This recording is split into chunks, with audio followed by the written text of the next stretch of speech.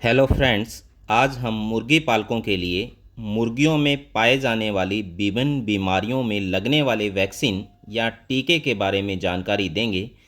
यह vaccine backyard मुर्गी पालन में बहुत ही ज़रूरी है। यदि कोई मुर्गी पालक लार्ज स्केल पर भी मुर्गी पालन करता है तो उसमें वैक्सीनेशन अति आवश्यक होता है यदि वो मुर्गी पालन से प्रॉफिट कमाना चाहता है। अगर दोस्तों हम मुर्गियों में वैक्सीन नहीं करेंगे तो बहुत सारी वायरल बीमारियों से मुर्गी पालन का धंधा चौपट हो जाएगा। इसमें से कुछ बीमारियां तो अपने पूरे के पूरे फार्म को ही खाली कर देती है, जैसे कि रानीखेत बीमारी, जिसे न्यू कैसल डिजीज़ भी बोलते हैं। तो यह बीमारी यदि आपके पोल्ट्री फार्म में आ गई तो समझो कि हमारा मुर्गी फार्म चौपट हो जाएगा, क्योंकि यह बीमारी बहुत ही तेज़ी से फैलती है जिससे सारी मुर्गियां मर जाती है। यदि उसमें से कुछ बच भी गई तो वो आगे जाकर कैरियर का काम करेगी, अर्थात नए स्टॉक में भी यह बीमारी फैलाएगी। इसलिए यह वैक्सीनेशन बहुत ही ज़रूरी हो जाता है। चाहे हम घरों में 15 से 20 मुर्गियां ही घर पर क्यों ना रखें, तो वैक्सीनेशन बहुत ही ज़रूरी होता है। वैसे तो पोल्ट्री में बहुत सारी वायरल बीमारियां होती है, परंतु उसमें से कुछ वायरल बीमारियों के लिए वैक्सीन अति आवश्यक है। इस वीडियो के माध्यम से आज हम बताएंगे कि पोल्ट्री फार्म में कौन कौन सी वायरल बीमारियां हैं जिनमें वैक्सीनेशन हम करते हैं। तो उसमें वैक्सीन का शेड्यूल भी आपको बताएंगे और इन वायरल बीमारियों के अंदर मुख्य लक्षण क्या आते हैं और जो वैक्सीनेशन करना है वो कब करना है और उसके अंदर कौन से रूट से करना है। तो ये पूरा डिटेल वीडियो इस पे रहने वाला है, तो उसमें हम एक एक बीमारी को डिस्कस करेंगे। इसमें पहली बीमारी है मैरेक्स डिजीज़, जिसे फाउल पैरालाइसिस भी कहते हैं, और ये मेनली हर्पीज वायरस से फैलती है। इसमें यदि मुख्य लक्षण हम देखें, मुर्गियों के पंखों में व गर्दन वाले हिस्से में व लिम्स में पैरालाइसिस हो जाता है, और जितने भी मुर्गियों के इंटरनल ऑर्गन्स होते हैं या चिक्स के इंटरनल ऑर्गन हैं उनमें ट्यूमर डेवलप हो जाते हैं, और इसके जो पंख हैं, फैदर्स हैं, उनमें स्वेलिंग आती है और कभी कभी ब्लाइंडनेस की कंडीशन भी होती है। हैचरी में एक दिन के बच्चे में गर्दन की चमड़ी में मैरेक्स का टीका लगाया जाता है, अर्थात सब कुटेनियस रूट से इसमें इंजेक्शन देते हैं। यदि यह टीका नहीं लगा तो हैचरी में आपको नुकसान हो सकता है। इसमें सेकंड बीमारी है रानीखेत बीमारी, या जिसको न्यू कैसल डिजीज़ भी बोलते हैं, और ये मेनली पैरामिक्सोवायरस टाइप 1 से फैलती है। और इसमें लक्षणों की बात करें तो इसमें रेस्पिरेटरी व नर्वस साइन आते हैं। इसमें मुर्गियों में गर्दन व सिर वाला हिस्सा मुड़ जाता है, अर्थात ट्विस्टिंग होती है, और लेग्स को घसीटकर चलते हैं।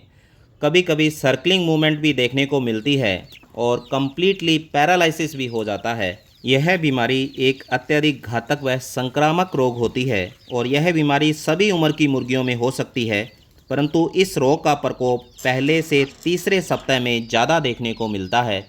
रानीखेत बीमारी की वैक्सीन जब चिक्स 6 से 7 दिन अर्थात 1 वीक का हो जाता है तो उसमें लसोटा F1 वैक्सीन ओरल या नेजल रूट से देते हैं। यदि वैक्सीन नहीं देते तो 50 से 80% मोर्टिलिटी की संभावना रहती है। इसमें रानीखेत बीमारी की वैक्सीन की जो दूसरी डोज है वो 21वें दिन देते हैं।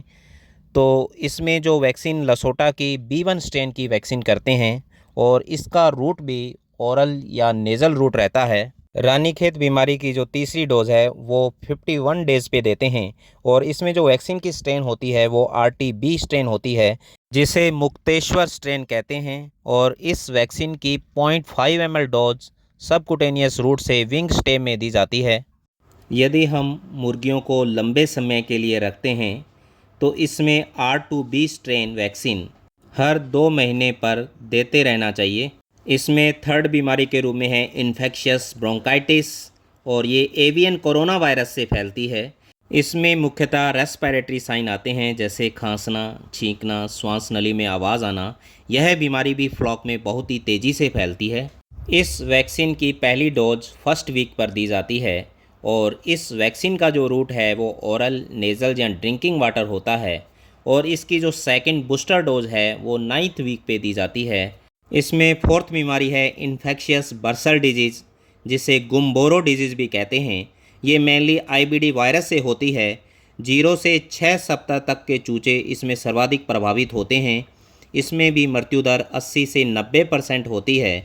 इसमें मुख्य लक्षणों के रूप में देखें तो वाटरी डायरिया की कंडीशन होती है, वह पंख झालरदार नुमा हो जाते हैं। इसमें वैक्सीन की पहली डोज सेकंड वीक पे दी जाती है और इस वैक्सीन का जो रूट होता है इसमें ओरल, नेज़ल या ड्रिंकिंग वाटर ही होता है और इसकी जो बूस्टर डोज है वो थर्ड वीक पर दी जाती है। इसमें फिफ्थ बीमारी के रूप में फाउल पॉक्स आती है और ये एवी पॉक्स वायरस से फैलती है। इसमें त्वचा पर मस्से जैसी गांठें और मुंह व नाक में और गले में अल्सर जैसे घाव हो सकते हैं। इस फाउल पॉक्स बीमारी का वैक्सीनेशन 6 वीक पर करते हैं और इसको विंग स्टेप के अंदर इंजेक्ट किया जाता है। पोल्ट्री में लास्ट बीमारी के रूप में फाउल टाइफॉइड आती है जो एक बैक्टीरियल डिजीज़ है। यह बीमारी साल्मोनेला गैलिनारम से फैलती है। इसके मुख्य लक्षणों में देखें तो इसमें मुर्गियों में भूख ना लगना, दस्त का होना, डिहाइड्रेशन, वीकनेस और अंत में मृत्यु हो जाती है। यदि इसमें वैक्सीनेशन की बात करें तो इसकी वैक्सीन 12th वीक पर दी जाती है और इस वैक्सीनेशन का जो रूट है वो सबकुटेनियस रहता है। दोस्तों, आज हमने इस वीडियो के माध्यम से पोल्ट्री के अंदर जितने भी वैक्सीन्स होते हैं उनको किस टाइम देना है, किस डोज से देना है और किस रूट से देना है, उसके बारे में पूरे डिटेल से आपको बताया। यदि हम इस वैक्सीनेशन शेड्यूल को पूरा फॉलो करते हैं तो हमारे पोल्ट्री फार्म के अंदर हमारे को कभी भी लॉस नहीं होगा। दोस्तों, यदि यह वीडियो आपको अच्छा लगा तो प्लीज़ मेरे वीडियो को लाइक कर देना, शेयर कर देना और मेरे चैनल को सब्सक्राइब कर देना। धन्यवाद।